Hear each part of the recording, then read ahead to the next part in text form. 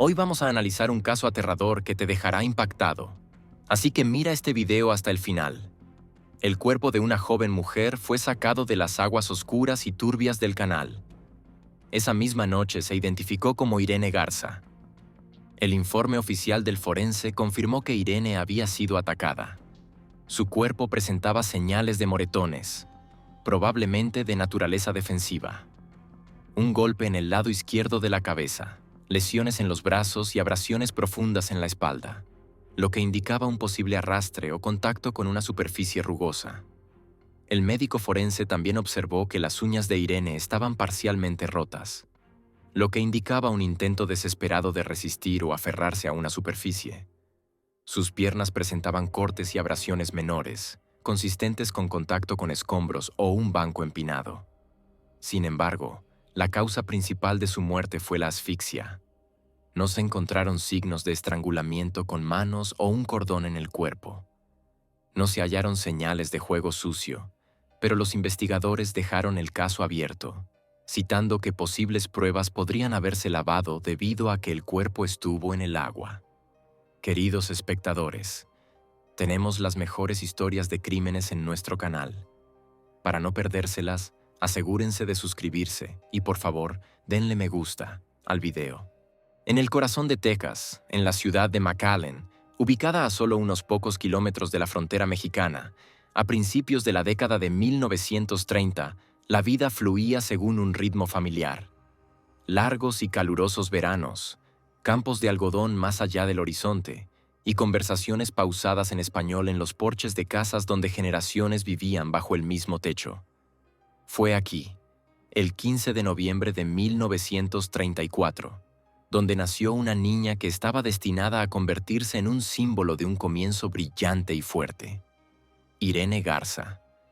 Nacida en una respetada familia mexicoamericana, Irene desde la infancia personificaba la gracia, la bondad y esa rara radiación interior que hace que las personas se detengan y la miren. Su padre, Nicolás Garza, era dueño de una gasolinera y una persona conocida en la zona. Un hombre trabajador, moralmente fuerte y profundamente religioso católico.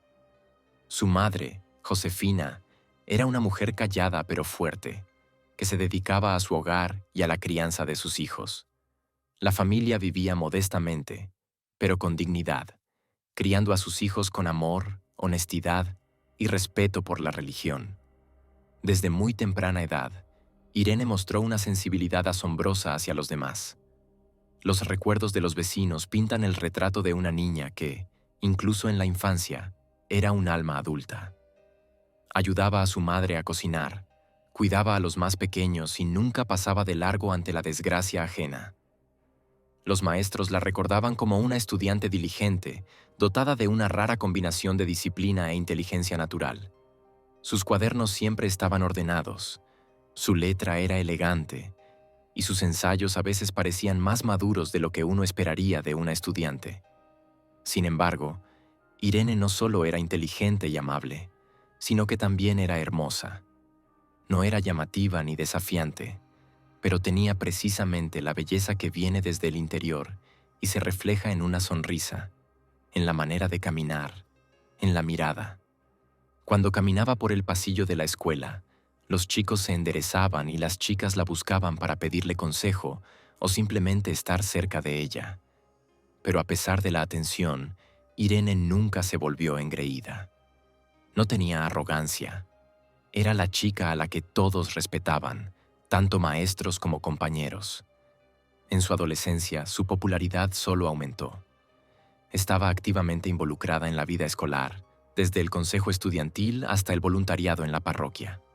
Al mismo tiempo, Irene comenzó a participar en concursos de belleza, y en 1958, en el auge de su juventud, se convirtió en Miss All South Texas Sweetheart, un título del cual toda la comunidad se enorgullecía. Pero Irene misma era modesta al respecto. Sus sueños estaban mucho más allá del escenario. A diferencia de muchas chicas de su tiempo, Irene soñaba con una educación superior. Fue la primera de su familia en asistir a la universidad, y no cualquier universidad. Texas Woman's University en Denton, una de las pocas universidades en esa época abiertas a mujeres de ascendencia latina. Allí estudió pedagogía y psicología, y se interesó por la sociología y los derechos de las mujeres. Los profesores la recordaban como una estudiante extremadamente reflexiva, capaz de combinar la disciplina con la compasión, el conocimiento con la empatía. Sus trabajos mostraban madurez de pensamiento y una rara habilidad para comprender no solo la esencia, sino también los sentimientos de los demás. Después de graduarse de la universidad, Irene regresó a su McAllen natal y comenzó a trabajar como maestra de primaria. No era solo un trabajo, era su vocación. En su salón de clases reinaba una atmósfera de comodidad y respeto. Los pequeños estudiantes se sentían seguros.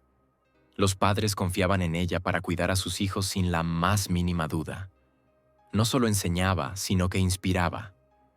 Con su ejemplo, su resistencia, su sincera atención a cada niño. Paralelamente a la enseñanza, Irene llevaba una vida social y religiosa activa. Era profundamente religiosa y asistía regularmente a misa en la Iglesia del Sagrado Corazón, una de las principales iglesias católicas de McAllen. También se involucraba en obras de caridad, recogiendo donaciones para familias pobres, visitando a los enfermos y organizando eventos para los jóvenes. Los sacerdotes locales solían recurrir a ella como asistente y mentora para las chicas de la parroquia. Su fe no era ostentosa, sino profundamente personal, casi íntima. Y fue esta fe la que le dio la fuerza que se percibía en todo lo que hacía. Los cercanos a ella decían que Irene tenía un sueño callado de convertirse en monja. No porque rechazara la vida con sus alegrías, sino porque sentía el llamado para servir. Pero había quienes esperaban que eligiera otro camino. Casarse, ser madre, traer aún más luz a este mundo. Una de sus amigas de la universidad recordó que Irene siempre estaba entre dos caminos, la bondad terrenal y el destino celestial. Le encantaba la música, especialmente la clásica y los romances españoles. Le gustaba leer, especialmente autobiografías y libros sobre mujeres fuertes. Le gustaban las caminatas nocturnas por las antiguas calles de McAllen, donde el polvo se asentaba lentamente sobre las aceras y la luz de las farolas parecía suave y dorada. Su vida fluía de manera medida, con una luz interior que no pedía reconocimiento, pero no pasaba desapercibida. En viejas fotografías, Irene suele aparecer con vestidos sencillos pero elegantes, con el cabello negro suelto, una sonrisa que transmitía fortaleza. No eran fotos posadas, ella realmente era así, real. Y todos los que la conocieron lo sintieron. Uno de sus exalumnos dijo en una entrevista décadas después: «Era una persona que es imposible de olvidar. Incluso si viviera 100 vidas, seguiría recordando su voz, su mirada. Era una persona en cuya presencia quería ser mejor». Irene Garza fue una mujer de su tiempo, adelantada a su tiempo. Una mujer cuya vida apenas comenzaba. Una mujer que lo tenía todo: inteligencia, belleza, bondad, propósito. Sábado, 16 de abril de 1960. En McAllen, como en muchas comunidades católicas de toda América, todo se preparaba para la principal fiesta del año cristiano, la Pascua. La gente iba a los servicios nocturnos, se confesaba, encendía velas en las iglesias y ponía pasteles de Pascua en las mesas. La familia Garza no era la excepción. En su hogar reinaba una atmósfera de expectativa y luz. Irene estaba de buen humor. Pasó el día con sus padres, ayudó en la casa, habló con su madre sobre sus planes para el domingo. Y más tarde, por la noche, alrededor de las 6:45, se puso un vestido ligero con detalles de encaje, tomó su pequeño bolso negro y dijo que iba a la iglesia del Sagrado Corazón a confesarse. Era un acto ordinario para una chica cuya fe era una parte integral de su vida. Nadie prestó atención. Ni sus padres, ni los vecinos, ni los que también acudieron a la iglesia esa noche. Irene caminó por la calle familiar, disolviéndose en el crepúsculo de Pascua, como en una rutina que se había repetido decenas de veces.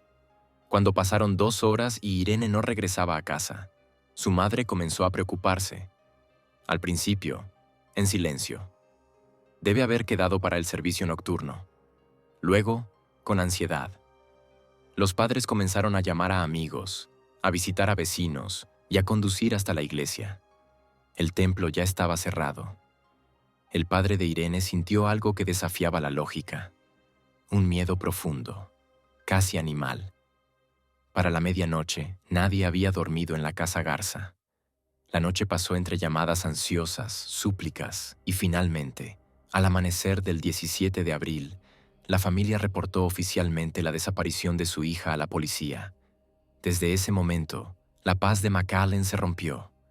La desaparición de Irene Garza, una respetada maestra, una católica ejemplar, una chica a quien casi todos en la ciudad conocían, fue percibida no como un incidente aislado, sino como un golpe al mismo corazón de la comunidad.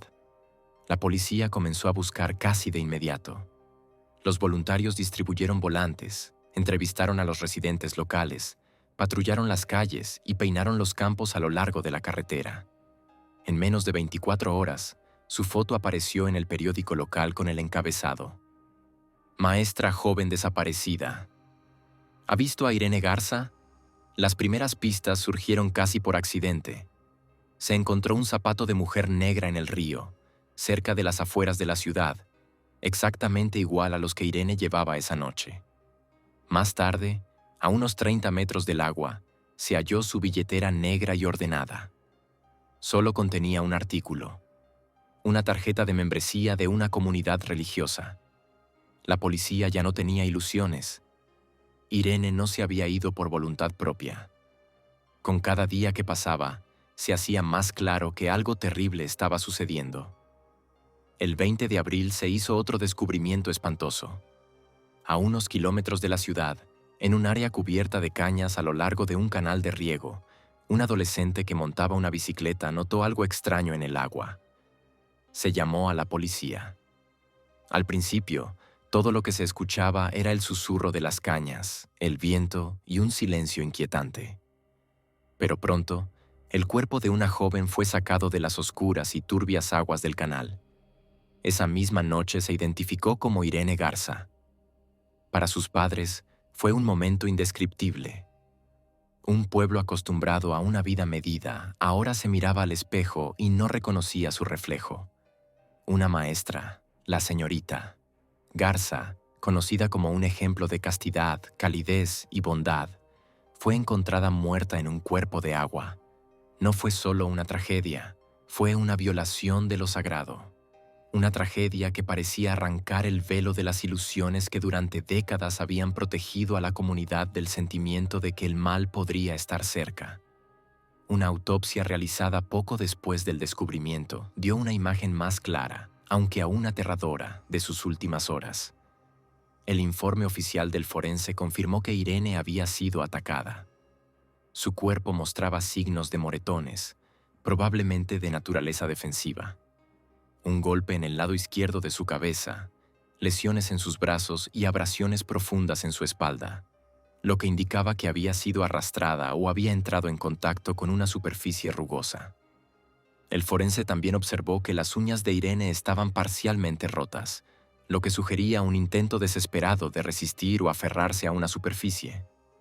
Sus piernas tenían cortes y abrasiones menores, consistentes con el contacto con escombros o un banco empinado. Sin embargo, la causa principal de la muerte fue la asfixia, presumiblemente con un objeto suave colocado sobre su rostro, quizás para silenciarla. No había evidencia de estrangulamiento con manos o cordón, lo que sugería un método silencioso, diseñado para someterla en lugar de provocarla. No había evidencia de juego sucio en el cuerpo. El informe indicaba indeterminado. Pero los investigadores dejaron el caso abierto, citando que las posibles pruebas podrían haberse lavado debido a que el cuerpo estuvo en el agua. Estos hallazgos médicos fueron la clave para entender una cosa: Irene no había muerto por accidente. Su muerte fue el resultado de control, coerción y una silenciosa determinación de ocultar la verdad. Y tal vez ella había visto el rostro de quien le arrebató la vida. También se encontró un objeto extraño en la escena, un proyector de diapositivas Kodak, del tipo comúnmente utilizado por sacerdotes y maestros. Este descubrimiento fue lo que los periodistas más tarde denominarían una entrada a las sombras. Los primeros rumores y especulaciones comenzaron a surgir casi de inmediato. ¿Quién podría haber cometido este crimen? ¿Por qué Irene? ¿Qué ocurrió en esas horas entre la confesión y su muerte? Había muchos sospechosos, pero ninguno coincidía con la descripción, excepto un nombre que, al principio, casi nadie se atrevió a pronunciar en voz alta: el padre John Bernard Faith. Era joven, solo tenía 27 años. Había servido recientemente. Llegó del monasterio, con la reputación de ser callado y apartado, y el padre Faith no se convirtió de inmediato en el objeto de atención. Pero pronto, uno tras otro, comenzaron a surgir detalles inquietantes. La gente recordó que la fila para la confesión se movía lentamente esa noche. Algunos feligreses no vieron al sacerdote en el salón. Alguien afirmó haber visto a Irene salir no de la iglesia, sino de una puerta lateral hacia la sacristía. La comunidad estaba en shock. Por primera vez en la historia de McAllen, un hombre vestido con sotana estaba bajo sospecha. Un hombre al que se le confiaban almas y secretos. Y aunque no había evidencia directa, la tensión en la ciudad crecía con cada día que pasaba. La gente se dividió. Algunos exigían justicia, otros, silencio. La investigación estaba en un callejón sin salida. Faltaban pruebas, no había cámaras. El cuerpo había estado en el agua durante días, lo que había borrado la mayoría de los rastros. Había pocos testigos. Todo lo que quedaba eran fragmentos de conversaciones, detalles circunstanciales y una sensación interior de que la verdad estaba ahí afuera, pero no parecían querer verla. Irene Garza fue enterrada y la ciudad quedó congelada, pero la paz era una ilusión, porque había quienes no habían olvidado, aquellos que habían albergado dudas durante años, aquellos que, décadas después, decidirían que el silencio era la peor forma de traición. La investigación sobre la desaparición y posterior muerte de Irene Garza comenzó como un proceso urgente y de alta prioridad. Una joven respetada de la comunidad católica que desapareció justo después de visitar una iglesia. Un caso que no podría pasar desapercibido. Pero a medida que los investigadores avanzaban, se hacía más evidente que había algo mucho más complejo detrás de este caso de lo que podría parecer a primera vista. Y quizás mucho más peligroso. Las primeras semanas de la investigación fueron intensas. Se entrevistaron a docenas de testigos, se realizaron varias búsquedas, y se pidió a los sacerdotes de la parroquia que ayudaran a establecer los últimos movimientos de Irene. Y aunque el padre John Bernard Faith, el joven sacerdote con quien Irene se confesó esa noche, estaba en el centro mismo de los eventos, su estatus en la sociedad hizo que fuera extremadamente cauteloso acercarse a él. Cuando se le interrogó, Faith dijo que Irene sí había ido a la iglesia, que la confesó, pero que, según él, ella salió del recinto después de la confesión viva e ilesa. Aseguró que no sabía nada más. Pero un detalle era preocupante. Según algunos testigos, Faith estaba celebrando las confesiones esa noche no en un confesionario, sino en la casa parroquial, en una habitación separada del salón de la iglesia. Esto en sí mismo era inconstitucional, pero había otras señales de alerta. Los investigadores descubrieron que solo unas semanas antes de la desaparición de Irene, el padre de Faith había sido arrestado bajo sospecha de agredir a una joven, la señora María América Guerra, en la cercana ciudad de Edimburgo. Ella había denunciado que fue atacada por un hombre vestido con sotana en la capilla de San José, quien la golpeó en la cabeza e intentó estrangularla. Ella había sobrevivido, pero se había recuperado lentamente. El arresto, el juicio en el que Faith finalmente se declaró parcialmente culpable y fue multado con $500, no hizo titulares. Pensaron que el sacerdote había estado equivocado, pero arrepentido. Ahora la historia tomaba un giro siniestro. Los investigadores sospechaban que tal vez no estaban mirando una coincidencia, sino un patrón repetido y en aumento. Sin embargo, Faith se negó a hacer más comentarios, y las estructuras de la iglesia salieron en su defensa. En esos días, la influencia de la Iglesia Católica en el sur de Texas era enorme. Muchos oficiales de policía, jueces y políticos eran feligreses de esa misma iglesia. Acusar directamente a un joven sacerdote de un crimen contra un feligrés, especialmente uno como Irene, significaba socavar la base de confianza sobre la que no solo se basaba la religión, sino también todo el tejido social de la región. Había tensión dentro de la policía. Había detectives que estaban seguros de que Faith era el único sospechoso lógico. También había quienes declaraban abiertamente: no podemos acusar a un sacerdote sin pruebas irrefutables, especialmente porque casi no quedaban pruebas físicas reales. El cuerpo de Irene había estado en el agua demasiado tiempo. Huellas dactilares, ADN, signos de detención forzada, todo estaba difuso, literalmente y legalmente. Al mismo tiempo, el proyector de diapositivas Kodak encontrado cerca del canal efectivamente pertenecía a Faith. Él lo admitió, pero explicó que lo perdió en algún lugar durante un evento en la iglesia. Esta explicación, por razones desconocidas, fue suficiente para mantenerlo fuera de detención. A pesar de esto, la policía aún intentó remitir el caso a la fiscalía. Pero después de unas semanas, los fiscales anunciaron que no había suficientes pruebas para presentar cargos. La prensa apenas escribió sobre ello. Incluso el nombre de Irene pronto desapareció de las portadas. La familia estaba furiosa, pero no tenía poder para luchar contra las máquinas que parecían destinadas al olvido. Mientras tanto, el padre de Faith fue transferido. Primero a otra parroquia, luego a un monasterio en Missouri, más tarde a Nuevo México, y después fuera del estado.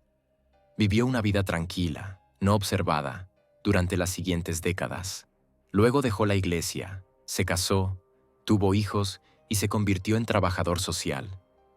Era como si su pasado hubiera sido completamente limpiado. Pero no para todos. La familia de Irene Garza nunca olvidó, ni se resignó. Su prima, Noemi Ziegler, se convirtió en una de las voces principales en la lucha por la verdad. Escribió cartas, habló con la prensa e incluso fue a la fiscalía. Los padres de Irene, Nicolás y Josefina vivieron el resto de sus vidas esperando que se hiciera justicia. Pero cada vez fueron recibidos con silencio. Archivos ocultos, puertas cerradas. Y sin embargo, el tiempo es un aliado extraño. A principios de la década de 2000, cuando Estados Unidos comenzó a revisar viejos casos que involucraban posibles crímenes cometidos por funcionarios de la iglesia, Irene comenzó a ser mencionada nuevamente en Texas. En 2002, se creó una unidad de casos fríos para revisar su caso. Y allí, entre los viejos y descoloridos documentos, estaban dos hombres cuyos testimonios cambiaron todo. El primero fue el hermano Dale Tacheny, un ex monje de un monasterio en Missouri. Dijo que, a mediados de la década de 1960, un joven sacerdote llamado John vino a él para una conversación espiritual y confesó un acto terrible. Admitió que había matado a una mujer. Dijo que la había atraído a una casa, la inmovilizó, trató de ocultar lo que había hecho y luego deshizo el cuerpo arrojándolo a un canal. Dale recordó la confesión durante toda su vida, pero en ese momento no sabía a quién contarla. Ahora mencionó un nombre. El segundo fue el padre Joseph O'Brien, ahora anciano, pero con una memoria clara. Confirmó que se había hablado en el monasterio de que el padre Faith estaba relacionado con la muerte de una feligresa en Texas y que la iglesia lo había transferido deliberadamente para evitar la publicidad. Sus palabras coincidían con el testimonio de Tacheny, tanto en detalles como en el momento. Estas confesiones se convirtieron en un catalizador. En 2015, el nuevo fiscal del condado de Hidalgo, Ricardo Rodríguez, anunció que estaba revisando el caso de Irene Garza. Y en febrero de 2016, 56 años después, el padre John Bernard Faith, de 83 años, Fue arrestado en Arizona. No ofreció resistencia. Fue llevado a Texas. Permaneció en silencio. Y se podía sentir en el aire de Texas. El silencio finalmente se había agrietado. Para muchos de los que se encontraron en el Palacio de Justicia del Condado de Hidalgo en diciembre de 2017, no fue solo un juicio. Fue el regreso de un fantasma que había perseguido al sur de Texas durante casi 6 décadas, acechando hogares, escuelas y altares. Un fantasma llamado Irene Garza. La audiencia comenzó el 28 de noviembre. Había una fila afuera. Periodistas, activistas, exalumnos de Irene, sus parientes lejanos.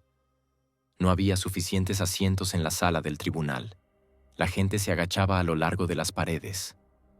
Frente a todos, bajo la tenue luz de los candelabros, estaba sentado John Bernard Faith, con el cabello gris, delgado, casi translúcido, en un traje que le quedaba como un perchero, una Biblia en su regazo. Pero bajo ese exterior frágil y débil, se encontraba un hombre que llevaba el peso de las acusaciones que la sociedad había ignorado durante 57 años. El juez, el jurado, los abogados, los fiscales, todos entendían que esto no era solo un juicio penal. Era una radiografía moral del pasado, y todo lo que se había callado hasta ahora debía ser aireado, bajo juramento, frente a las cámaras, a la vista de todo el país. La Fiscalía, liderada por el fiscal del distrito Ricardo Rodríguez, construyó su caso en 3 niveles: evidencia física, testimonios de testigos y, lo más importante, las confesiones hechas en privado hace décadas. Parecería que el tiempo había borrado mucho, pero quedaban rastros.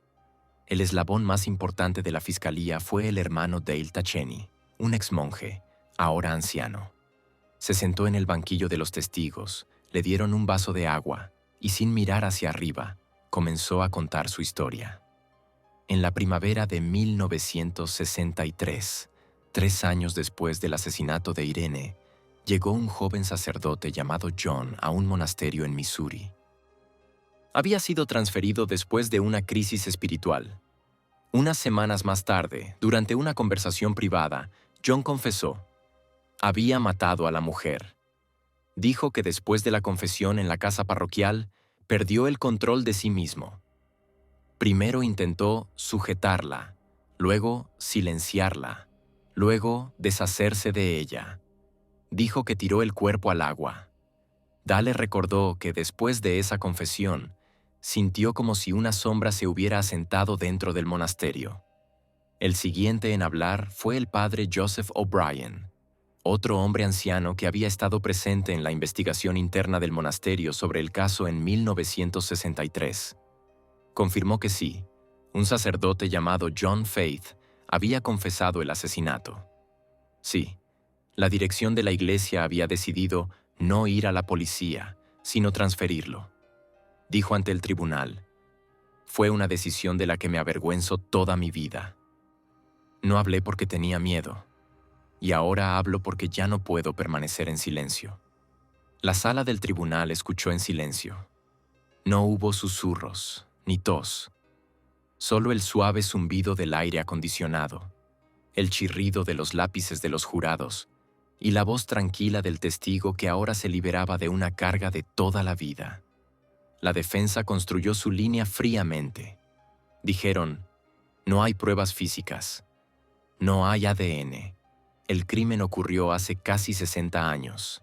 El testimonio de los testigos se basa en la memoria, que puede ser defectuosa. Y el acusado es un hombre mayor, arrepentido, y no ha quebrantado la ley en los últimos 50 años. Pero había una amenaza oculta en esas palabras. Si una persona se ocultó bien, ¿eso es una excusa? El fiscal Rodríguez no intentó ganar al público. No levantó la voz. Simplemente, paso a paso, puso los ladrillos de un edificio que el jurado no podía ignorar. Les recordó que fue Faith quien confesó a Irene esa noche, que fue su proyector de diapositivas el que se encontró cerca del canal, que él había sido acusado de un ataque similar a otra mujer solo semanas antes de la desaparición de Irene, y que todo coincidía. La hora, el lugar, la letra. Ahora Amy Ziegler, la prima de Irene, habló a continuación. Habló suavemente, pero cada sílaba golpeaba como un golpe. Yo era adolescente cuando ella fue a la iglesia. Esperé que volviera. Esperamos, todos estos años, y ahora que ella no puede hablar, hablamos por ella. Ahora levantó una foto antigua. Irene con un vestido blanco sosteniendo un libro. Fue mostrada en la pantalla. Toda la sala del tribunal se levantó. Incluso la defensa no objetó. Durante 8 días hubo interrogatorios, contrainterrogatorios, presentaciones documentales. El juez mantuvo sus emociones bajo control, pero aún había tensión en el aire, como si todos entendieran que este juicio no trataba sobre una sola persona, sino sobre todo el sistema que permitió que esto sucediera, y que había permanecido en silencio durante tanto tiempo. El 7 de diciembre de 2017, exactamente a las 5:46 de la tarde, el jurado salió de la sala de deliberaciones. Habían estado ausentes un poco más de 5 horas. Sus rostros eran serios. No había triunfo, ni miedo. Solo cansancio por el peso de la responsabilidad. El juez Jay Palacios pidió que todos se pusieran de pie. El secretario leyó: Nosotros, el jurado, encontramos unánimemente al acusado, John Bernard Fate, culpable de asesinato agravado en primer grado. El silencio colgó sobre la sala del tribunal como una espesa cortina, y solo unos segundos después fue cortado por sollozos reprimidos. Uno de los familiares de Irene se cubrió la boca con las manos. El abogado defensor bajó la cabeza. El propio Fate permaneció casi inmóvil. Solo los dedos de su mano derecha se aferraban al borde del banco. Al día siguiente, 8 de diciembre de 2017, el juez leyó el veredicto. No hizo una pausa teatral. Habló de manera severa, clara, como si estuviera poniendo el punto final en un texto largo y pesado. El tribunal sentencia a John Bernard Fate a cadena perpetua en el penitenciario estatal de Texas. Era tarde, pero llegó la justicia. Y tal vez uno de los raros casos en los que la verdad finalmente rompió el cemento del tiempo. Fate murió en prisión en febrero de 2020, antes de cumplir los 88 años. Nunca admitió su culpabilidad, ni en el tribunal, ni en una entrevista, ni en una carta de despedida. Pero ahora el nombre de Irene Garza vive no en los archivos de casos no resueltos, sino en la memoria de aquellos que creyeron que el silencio no es eterno. Que la verdad, incluso después de décadas, es capaz de surgir del agua.